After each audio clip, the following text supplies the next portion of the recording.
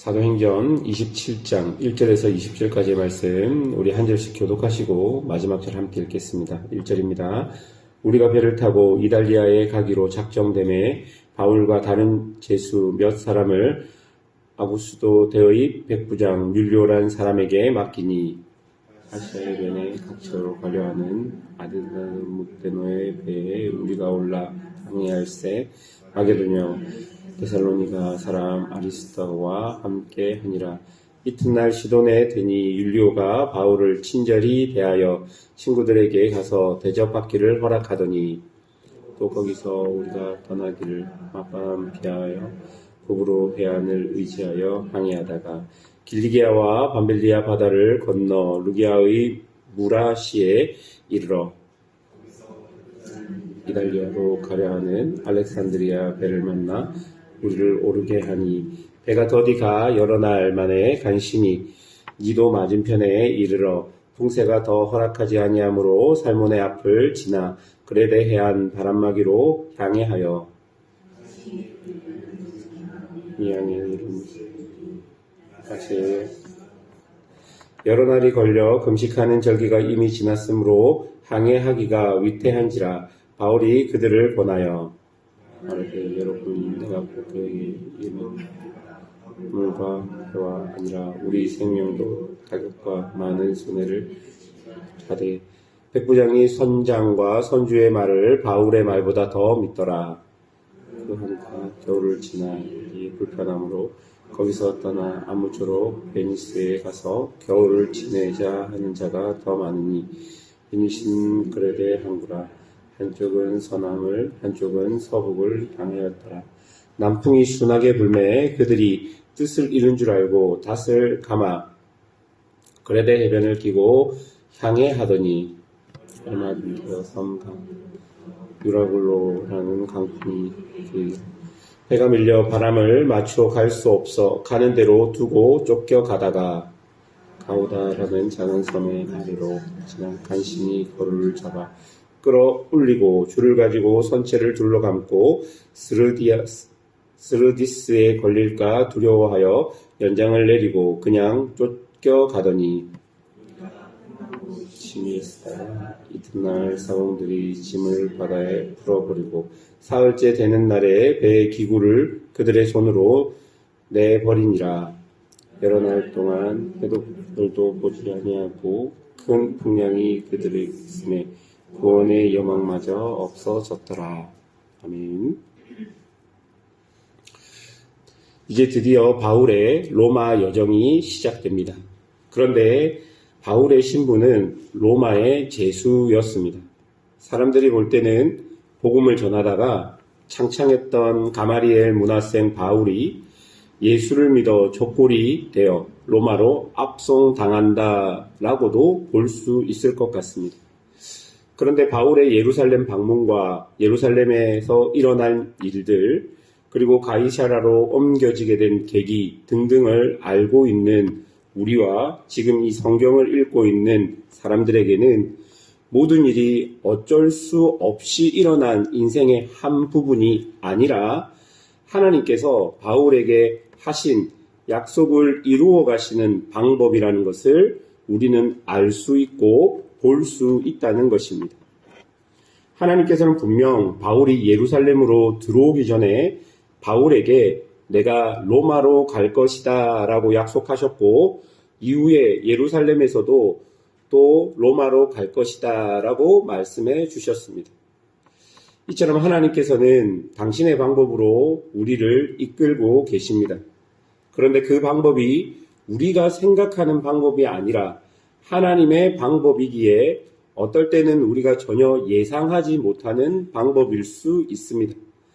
그래서 우리는 순간순간 하나님이 우리를 인도하고 계시지 않는 것은 아닌가라는 의심에 빠질 때가 있는 것이죠. 하지만 하나님께서는 성경의 여러 말씀을 통해서 우리의 삶을 계획하셨고 섭리하심으로 우리를 이끌고 계심을 알려주고 있습니다. 시편 37편 23절에서 34절을 보면 여호와께서 사람의 걸음을 정하시고 그의 길을 기뻐하시나니 그는 넘어지나 아주 엎드려지지 아니함은 여호와께서 그의 손으로 붙드심이로다 라고 기록되어 있고, 또 잠언 3장 5절에서 6절까지를 보면 너는 마음을 다하여 여호와를 신뢰하고 내 명철을 의지하지 말라. 너는 범사에 그를 인정하라. 그리하면 내 길을 지도하시리라 라고 기록되어 있습니다. 이뿐 아니라 정말 많은 성경 구절이 하나님께서 지금도 우리를 당신의 놀라운 계획 안에 두시고 그 계획 안에서 우리를 당신의 섭리로 이끌고 계시다고 성경에서 우리에게 약속해 주고 있는 것입니다. 그렇기 때문에 우리가 전적으로 하나님을 신뢰할 수 있는 것이죠. 바울 역시 이런 하나님을 신뢰하였기에 어려운 길이고 로마의 제수의 신분의 길이고 다른 사람들이 볼 때는 창창했던 길이 막혀지는 것 같이 보이는 길이었지만 주어진 길을 멈추지 않고 가고 있는 것을 우리가 볼 수 있는 것입니다. 어쨌든 바울 일행은 율리오라는 백부장과 함께 로마로 향하고 있습니다. 꽤 순적한 여행같이 초반에는 계획대로 모든 것들이 잘 진행되는 듯 보였습니다. 13절부터 보시면 처음에는 순풍이 불었다라고 이야기합니다. 모든 것이 잘 되고 있는 것이죠. 그런데 14절과 15절을 보십시오. 얼마 안 되어 섬 가운데로부터 유라굴로라는 광풍이 크게 일어나니 배가 밀려 바람에 맞추어 갈 수 없어 가는 대로 두고 쫓겨 가던가라고 기록됩니다. 유라굴로라는 강풍이 불었습니다. 강풍이라는 말은 말 그대로 미친 바람입니다. 이때 바울이 타고 향해하고 있던 배는 바람에 의해 향해하던 배였기 때문에 바람이 일정한 방향으로 불어야 배의 돛을 이용해서 앞으로 전진하고 원하는 목적지로 갈 수 있는 배였습니다. 그런데 여러분, 광풍이라는 이 바람은 일정한 방향이 없는 바람입니다. 아무리 오랫동안 바다에 있었던 뱃사람들이라고 할지라도 이 방향이 없는 강한 바람들이 밀려올 때는 돛을 내리고 바람에 의해 이리저리 끌려갈 수밖에 없는 상황이죠. 그렇게 하지 않으면 목숨이 위태한 것을 알기 때문에 이 선원들은 방향이 없는 강한 바람이 불 때는 돛을 내리고 그냥 쫓겨갈 수밖에 없었다라고 본문이 이야기합니다. 그래서 15절을 보면 배가 밀렸고 바람에 맞추어 갈 수 없어 그냥 가는 대로 두었다라고 말합니다. 여러분, 지금 이 이야기를 보면 마음이 어떠하십니까? 하나님이 인도하시고 이끄셔서 로마로 가고 있는 바울에게 유라굴로라는 광풍이 분 모습을 보면 이런 광풍들은 하나님께서 좀 막아주시면 안 되는가라는 생각이 들지 않으십니까? 지금 바울의 로마의 여정은 하나님의 뜻이 바울의 인생 가운데 일어나는 아주 중요한 약속의 성취의 순간입니다. 그런데 그 하나님의 약속이 성취되는 과정 안에 이런 유라굴로라는 방향도 없는 강한 바람들이 불어서 그 방향이 어떻게 될지도 모르는 배에 탄 인생 마냥 그렇게 바울은 어려운 순간을 지금 지나고 있는 것이죠. 하나님의 뜻이 이루어지는 순간임에도 불구하고 유라굴로라는 광풍이 불었다는 것입니다. 하나님이 좀 막아주시고 하나님이 좀 은혜를 주시면 좋겠다라는 생각이 이 구절을 읽으면서 저에게 들었던 것 같습니다. 여러분, 계속 한번 본문을 보십시오. 그렇게 바람이 심하게 불었습니다. 18절에 19절에 보면 배의 짐과 기구를 바다에 다 버렸다라고 이야기합니다. 이런 행동은 선원들이 최선을 다해 살기 위해 애쓰는 모습일 것입니다. 배를 가볍게 해야 배가 바람에 잘 이끌리게 되고 또 바람으로 인하여 배 안의 짐과 기구들이 배가 깨어지고 사람들을 다치게 하는 것을 방지하기 위해서 그 기구들과 짐들을 버리기 시작한 것이죠. 살아보려고 애쓰는 겁니다. 그런데 그러한 그들의 노력은 아무것도 바꿀 수가 없었습니다. 20절을 보십시오. 여러 날 동안 해도 별도 보이지 아니하고 큰 풍랑이 그대로 있음에 구원의 여망마저 없어졌더라라고 이야기합니다. 여러분, 해도 볼 수 없고 별도 볼 수 없다라는 말은 방향을 잡을 수 없다는 것이죠. 목적지가 분명히 있는데 그 목적지로 향할 수 있는 그 어떤 조건과 그 어떤 것들도 그들에게 없었다는 것입니다. 그리고 큰 풍랑이 계속 일고 있었다는 것입니다. 어디로 갈지도 알 수 없지만 큰 풍랑 때문에 그것이 보인다고 해도 갈 수 없는 상황. 그러니까 20절이 우리에게 이야기하는 것은 이도 저도 할 수 없는 상황이었다라고 이야기하고 있는 것입니다. 그래서 구원의 여망마저 없어졌더라. 여러분, 살 소망마저 없어졌다라고 기록하고 있는 것입니다. 여러분, 어쩌면 이것이 우리와 같은 인생들의 현실일 것 같습니다.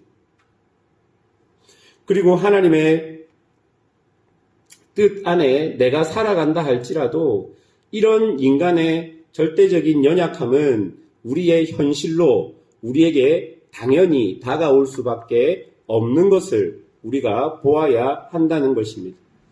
우리는 신앙을 가지고 있으면서도 절망할 수 있고 낙심할 수 있습니다.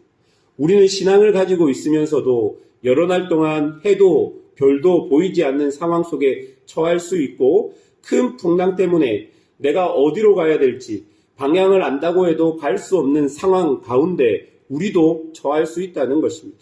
하나님을 믿는 사람도 하나님의 계획 안에 있는 사람도 그런 상황들이 우리에게 다가올 수 있다라고 본문은 이야기하고 있는 것이죠.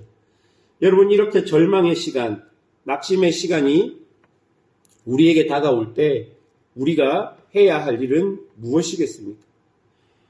다시 하나님의 약속을 기억하며 하나님을 신뢰해야 할 것입니다.